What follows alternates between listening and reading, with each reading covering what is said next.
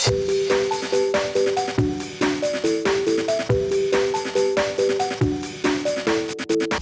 it going, YouTube? It's Panda time. In this video we have Blackwargreymon going up against Baihumon. I have been testing Baihumon in BT10. I think this deck is a lot better in this meta. And we've also made some changes. I'm currently trying out a build where we have a little bit of a Ragnarlord package.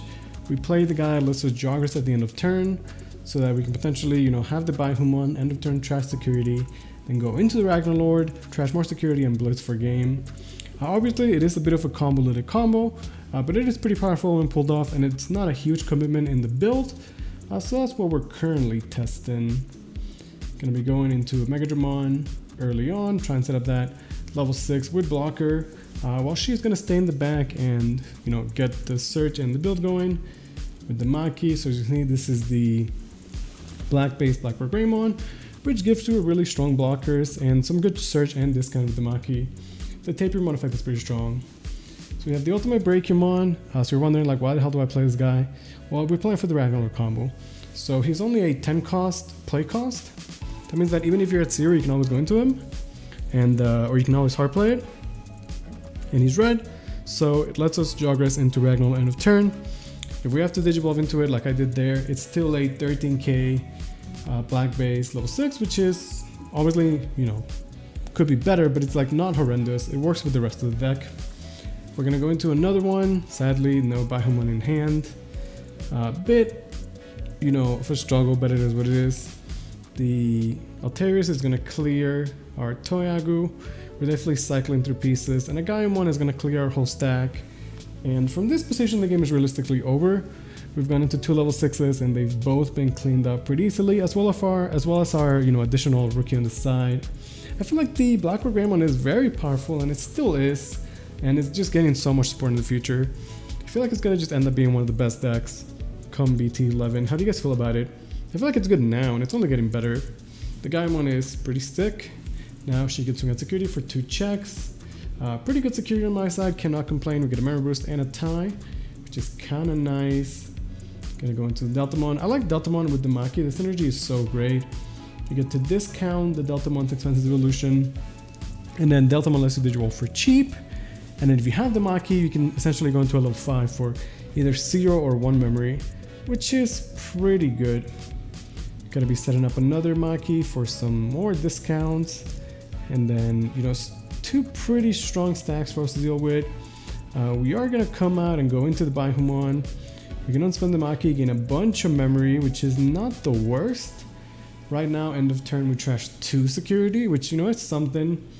This Baihumon does not have blockers, sadly, but it does have the inheritable that would let us Joggers at the end of turn.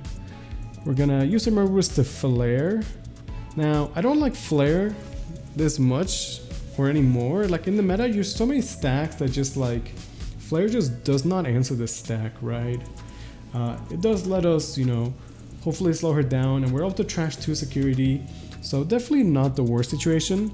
But this Baihumon does not have blocker, and with the Deltamon and the double Maki, she could very easily go into an level 6 or go into a 5 that can then Digivolve our Baihumon, which can easily deal with it. So this is a case where Baihumon's supposed to be this very powerful, strong level 6 with blocker. In this case, the Digivolve just answers him so easy. The Blackwargrey is able to clear our board and our Tamer, get the restand, swings into the Nanimon, which is, nice. Like, my security has been good this game, but the rest of the game has not. So in a case like this, having good security is not going to matter. The Megadramon is going to pop the Nanimon anyway, get him out of here. At this point, we are just so behind. The Blackwargreymon with protection can be very oppressive. It can be very tough to deal with. We set up a level 5 so that maybe next turn we get to do something. And even though we're doing our best to memory choke her, with double Maki on the board, it's pretty tough to do so. Gaimon doesn't even have to overthink it, right? Everybody can just swing. Our security was good before, but it's not good enough, and that's gonna be game 1. So we didn't get to show off the Ragnarlord combo, but you can see what the idea is, and how Baihumon could be good against decks that are going wide. That said, though, this also shows the weakness of Baihumon, right? We get a Baihumon, but he doesn't have any inherent protection, just big DP, and he's not always gonna get blockers. Sometimes he just can't be answered by stuff. The Blackwargreymon doing a pretty good job of it. And we're playing the alternate Agumon, getting some Blackwargreymons for his trouble, so you can pick up a Greymon and a Dragon King, so kind of nice there. We're going to be building up a stack, setting up our Tamer. So pretty good start, I would say. Can't complain. 2 rookies on the other side. Might be going for some early chip damage if, she's still missing those pieces. Going to be swinging with the Agumon into another Nanimon. Nanimon does battle, then he gets summoned at the end of battle, which is pretty good there. We got the Greymon though. The Greymon with the Greymon X protection is just pretty solid. Gonna just set up a Black Mirror Boost to pick up the level 5, which she was clearly missing. So we gotta be careful, our dudes could be popped. That said though, it's like we're also searching for pieces, as is evident by the Black Mirror Boost there. And I think we're gonna go into a level 5 here. We can play a rookie, but it's just not too great. So the idea is that like she could Digivolve for level 5 and then answers Nanimon, or go into the Megadramon and just answer the Nanimon anyway. Like either way, something's gonna get cleared. At least this way, if she answers the Nanimon, our level 5 stack stays intact. At least that's my thought process. So Nanimon does get clapped, but at least the Megadramon is safe from Blackwargreymon.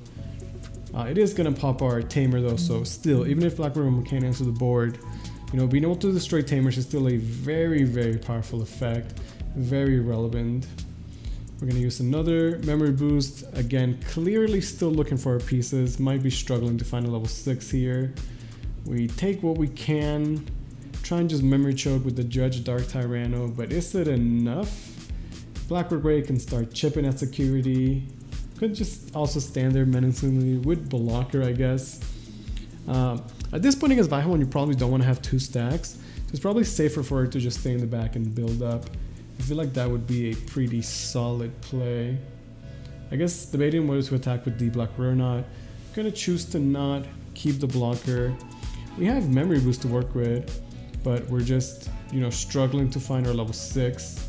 Making 2 stacks here, 2 level 5 stacks. Could potentially set up a Jawgriz, again, we do have that Ragnarlord, so unironically, or that can make a strong Ragnarlord play. As soon as they start checking your Digivolution cards, we're gonna get Digivolved. There's the Metal Greymon. At least, like I said, we set up 2 stacks, only one of them can get answered.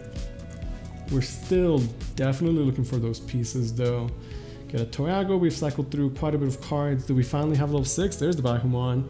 So essentially cost 3, we get to trash 1 security, a tie in this case. Kinda nice, not bad, right? The Baihumon should be big enough with the Tumblemon by itself to be safe from danger. So 14k on her turn, 13k on mine, pretty good. I believe this one is a blocker. Still 2 opposing stacks on the other side, and as soon as Gaimon comes up, we just get answered. Gonna just go into another Blackwargrey, this time answering the Dark Tyranno Man.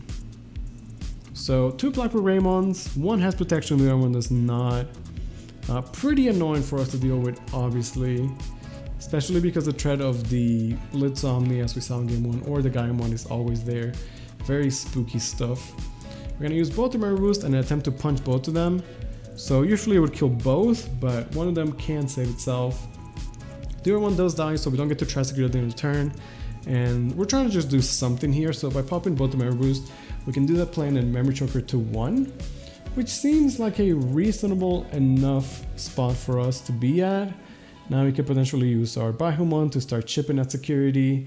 If she wants to commit a Tamer or another stack on the board, we're going to get potentially more trash.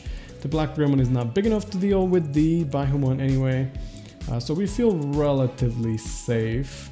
So finally we're in a position after a solid punch, even though one was blocked. Baihumon can start chipping at security, except he dies first check. It do be like that.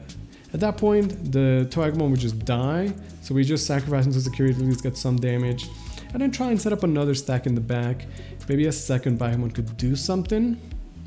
13k is pretty good, but not against our 13ks. That said though, Blackwargreymon swings into a Skull Bellucci, or Skull Breakumon. So maybe it's still okay, right? Maybe it's just fine. Gonna set up another level 5, and then there's the Maki, first Maki this game. So we're back to single stacks, we're both taking some damage. We have the Baihumon, we're able to, again, trash security, keep up that aggression. So pretty good, still after all that, putting up a good fight here. Does this one Baihumon have what it takes to close out the game is the question. Maki is there though, and with the Metal Greymon inheritable, a Gaimon would be devastating. We have seen one in security though, so all we could really do is just hope that she doesn't have the other one in hand. Gonna be building the young Agu in the back. Doesn't have enough memory to like play a search or anything like that. Thinking about the play would be, there's nothing for it to Blackwargreymon, so really it's only the Gaimon that we have to fear. Gonna go to the Blackwargrey for relatively cheap to just, I guess, pass over.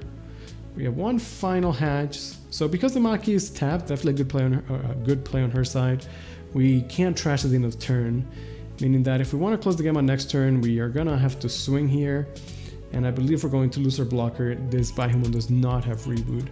That said, we would put her at 0 security, and then ideally we would have a Baihumon, as well as a Sonorisumon that could swing for game next turn.